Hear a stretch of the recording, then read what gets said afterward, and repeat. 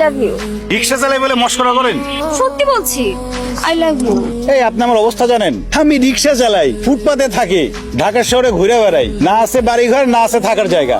আর আপনি থাকেন তো এসি রুমে, বড়লোক বাবার মেয়ে, নিজের ফ্ল্যাটে থাকেন, এসি রুমে ঘুমান, ডাইনিং রুমে বসে খান। আপনার সাথে আমার যায়? শোনেন, এসব প্রেম ভালোবাসা শুধু নাটক সিনেমাতেই মানায়, বাস্তবে না। এসব নাটক সিনেমা মানুষের জীবনেরই অংশ, মানুষের জীবনে ঘটে বলে এসব নাটক সিনেমাই দেখানো হয়। তাই তো দেখো না, গরিব বড় লোকের প্রেম দেখাই। আমিও চাই আমার জীবনে সিনেমার মতো একটা ঘটনা ঘটুক। তুমি প্লিজ আমাকে ফিরিয়ে দিও না। আপনার বাবাকে এসব মানবে?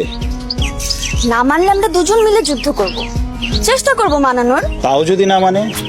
তাহলে আমরা দুজন মিলে একটা বাসা নিব, তুমি রিক্সা চালাবে আর আমি জব করব। আর আমি তো বড় হয়ে গেছি না, আমার ভালোবাসার অধিকার আছে।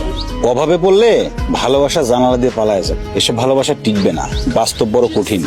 আমার ভালোবাসা পালাবে না। তোমার যদি বিশ্বাস না হয় তাহলে আমি যে কোনো পরীক্ষা দিতে প্রস্তুত। আমি তোমার জন্য সবকিছু করতে পারি। ঠিক আছে, যদি সব ধরনের পরীক্ষা দিতে প্রস্তুত থাকেন তাহলে একটা পরীক্ষা দেন তো। ওই যে দেখেন বড় রাস্তা, ওই রাস্তা দিয়ে যে গাড়িগুলো যাচ্ছে, গাড়ির সামনে যা দাঁড়ান তো। গাড়ির সামনে গিয়ে দাঁড়ালে আমি তো মারা যাব। এই না বললেন আপনি সব ধরনের পরীক্ষা দিতে প্রস্তুত? আচ্ছা ঠিক আছে। আরে এ তো দেখি সত্যি সত্যিই যায়। আরে আপনি তো দেখি সত্যি সত্যি মরতে যাচ্ছেন। ভালোবাসার পরীক্ষা যখন মৃত্যু, তখন আর মৃত্যু ছাড়া কি উপায়? আপনি মরলে আমার কি হবে? আমি যদি আপনাকে প্রতিদিন একটি করে ফুল দেই, নেবেন প্রতিদিন একটি করে ফুল আমার কাছ থেকে? নিশ্চয়ই নিব। বাবা, ওই তো আমার বয়ফ্রেন্ড, আমি ওকেই ভালোবাসি। কি বলছিস তুই? হ্যাঁ, একটা রিক্সার আগে ভালোবাসিস? এত নিচে নামছিস তুই? আরে ও তো একটা বেয়াদব। বাবা, ও তো শিক্ষিত, পড়াশোনা জানে, দেখতে শুনতেও ভালো। আর তাছাড়া সবাই যা চাকরি করে কামায়, ও তার রিক্সা চালিয়েও কামাতে পারে। আর ও সৎ পথে কামায়, এটাই বড় কথা। চুপ থাক।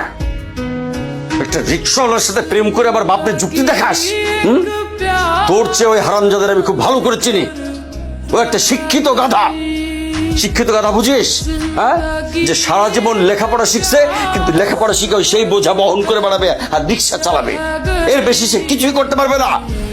আর একটা রিক্সাওয়ালাকে আমার মেয়ের জামাই হিসেবে মেনে নেব? কখনো না। এই রিক্সাওয়ালা ছোট লোক, বাইরে আমার বাড়ি থেকে বাইরে। বাবা, তুমি যদি ওকে বাসা থেকে বের করে দাও, তাহলে আমিও ওই বাসা থেকে বের হয়ে যাব। সামিয়া, তোর বেশি সাহস হয়ে গেছে না? তুই আপ্পার মুখের উপরে এইভাবে কথা বলতেছিস? আর একটা ফকিরের জন্য তুই আমাদেরকে ছেড়ে চলে যাবি? তো মেরে ফেলবো কিন্তু। তুমি বাবার হয়ে কেন কথা বলছো? আমি তো সেটাই বুঝতে পারছি না। বাবার কথা শুনে বিয়ে করে তোমার কি হাল দেখছো না? এখন স্বামী ছাড়াই তোমাকে থাকতে হচ্ছে, তাও তুমি বাবার পক্ষ নিয়ে কথা বলছো। শোন মোমেনা, ওর কোনো দোষ নাই। ওই হারামজাদা রিক্সাওয়ালার মাথাটা খেয়েছে। ওই হারামজাদাকে আমি থানায় দেবো। কি অপরাধে থানায় দিবেন আসবাদ সাহেব? রিক্সা চালাই সেই অপরাধে, নাকি আপনার মেয়েকে ভালোবাসে সেই অপরাধে?